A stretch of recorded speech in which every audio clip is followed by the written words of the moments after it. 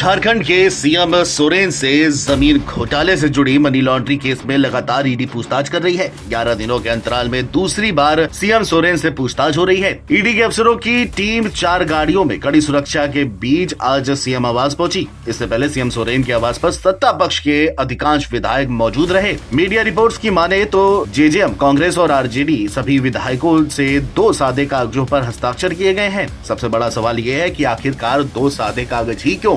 बता दें कि पहला नाम कल्पना सोरेन को मुख्यमंत्री बनाने का है, लेकिन अगर कोई अड़चन आती है तो दूसरा नाम चंपई सोरेन का रखा गया है।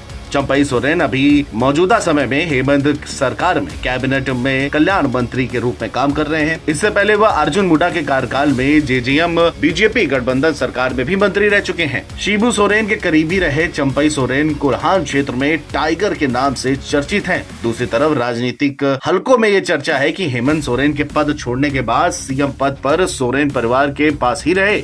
इसे लेकर सीता सोरेन और बसंत सोरेन के नाम पर भी विचार संभव है। सीता सोरेन जामा विधानसभा सीट से तीसरी बार चुनाव जीत कर आई हैं। वहीं बसंत सोरेन दुमका से पहली बार चुनाव जीतकर विधानसभा पहुंचे हैं। पत्नी को जो है बनाना चाहते हैं कल्पना सोरेन जी को, लेकिन उनके घर में विद्रोह हो गया है। 29 में से 18 एमएलए जो है उनकी पत्नी के पक्ष में नहीं है।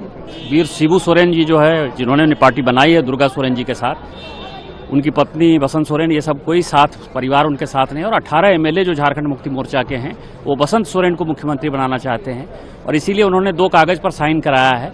और मुझे लगता है कि झारखंड मुक्ति मोर्चा की जो टूट फूट है, ये टूट फूट उनको दिखाती है कि हम भ्रष्टाचारी के साथ नहीं रहना चाहते, हम संघर्ष से जो है इस पार्टी को बनाएं। और मुझे लगता है कि झारखंड का भविष्य उज्जवल होने वाला। सोमवार को ईडी ने हेमंत सोरेन के नई दिल्ली में शांति निकेतन स्थित आवास में 36 लाख रुपए कैश, एक कार और कुछ दस्तावेज बरामद किए। जमीन घोटाले के जिस मामले में सोरेन से पूछताछ हो रही है वह रांची के बड़गाई अंचल के एक भूखंड की खरीद बिक्री से जुड़ा है। ईडी को जानकारी मिली थी कि ये जमीन सोरेन ने नाजायज तरीके से हासिल की है। हालांकि सोरेन ने ईडी को लिखे पत्र में कहा है कि ये जमीन ना तो उनकी है और न ही इससे उनका कोई ताल्लुक है। दूसरी तरफ सत्तारूढ़ गठबंधन के तकरीबन 40 विधायक और सरकार के सभी मंत्री बुधवार सुबह से ही सीएम हाउस के दूसरे हिस्से में जमे हुए हैं। ईडी की पूछताछ और किसी भी संभावित कार्रवाई को लेकर गठबंधन ने अपनी रणनीति पहले से तय कर रखी है।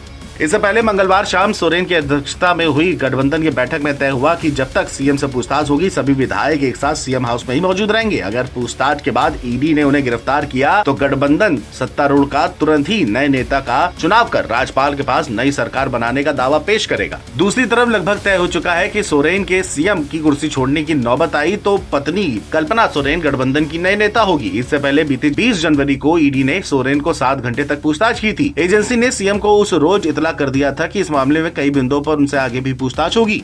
इसके 2 दिन बाद 22 जनवरी को ईडी ने उन्हें 9वीं बार समन भेजकर 27 से 31 जनवरी के बीच पूछताछ के लिए समय और स्थान तय करने को कहा था। Video desk NBT online.